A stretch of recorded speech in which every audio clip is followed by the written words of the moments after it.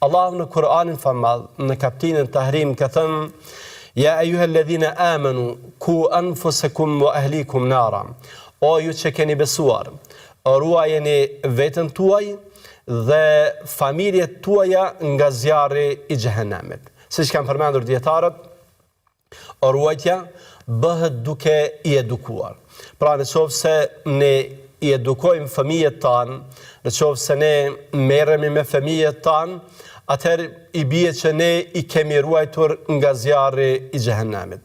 Pra roli i prindit nuk është thjesht në sigurimin e gjërave materiale, në sigurimin e rrobave, ushqimit, në sigurimin e këtyre gjërave që ndonjëherë fatkeqësisht ne mendojmë se është i vetmi detyrim që kemi karshi tyre. Jo, roli i prindit, madje primar, është që t'i edukojë ata.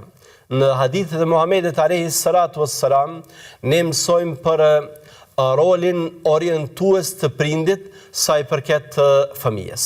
Muhamedi alayhi salatu wassalam ka thënë: secili fëmijë që lind në natyrshmërinë e pastër, pra lind pa ndikime nga jashtë, ka mundësi që ti përgjigjet të vërtetës nga vetë natyra e tij.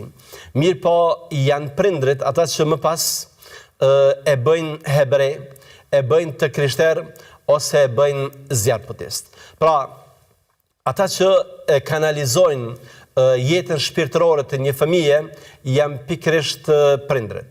Dhe nëse prindrit nuk janë në rrugën e drejtë, kjo nënkupton se ata do ta drejtojnë, do ta orientojnë fëmijen ka ajo që është e gabuar. Prandaj është thirrje, është mësim që nxirret nga kjo porosi profetike, që ne të edukojmë fëmijët tanë, të edukojmë në frymën e mirëfillt, sepse roli ynë është jo thjesht rol kujdestar, jo thjesht në sigurimin e gjërave materiale, por edhe në orientimin e tyre shpirtëror dhe vleror. Për këtë arsye, ne gjejmë veç mas tek brezat e parë një përkushtim të jashtëzakonshëm. Dhe Zoti e di mbase pikërisht edhe në bazë të këtij përkushtimi që prindrit kanë pasur për fëmijët e tyre, ne kemi në 3 shekujt e parë aq shumë dietarë të mëdhenj, dietarë të cilët kanë vënë themelet e shkencave, dhe jo vetëm dietarë që kanë vënë themele edhe të qytetërimit dhe civilizimit. Prandaj në porosin e Hakim Tirmidhiut, ne gjejmë të këshillën që këtë udhëzimin, këtë rekomandimin që ne t'i dërgojmë fëmijët në Mejtep. Mejtepi ka qenë një institucion që, siç përmendet në burime të ndryshme, daton që nga koha e Omerit radiallahu anhu.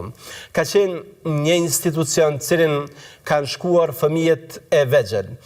Mund quhet institucion parashkollor ose fillor i ulët. Pra, ka qenë fillimin cilin fëmijët nuk janë ngarkuar me detyra të shumta, nuk janë ngarkuar me lëndë të shumta, nuk janë ngarkuar me materiale të shumta, ka qenë ciklin cilin ata kanë mësuar edukatën, kanë mësuar sjelljet, madje ato porositë që ne i gjejmë tek të parët që së pari edukatën e pastaj shkencën, janë të materializuara pikërisht në këtë qasje, në këtë praktik që ka qenë edhe shoqërore edhe institucionale. Pra Mejtepi ka qenë vend në cilin fëmijët kanë mësuar Kur'anin famall, kanë mësuar etikën, kanë mësuar sjelljet.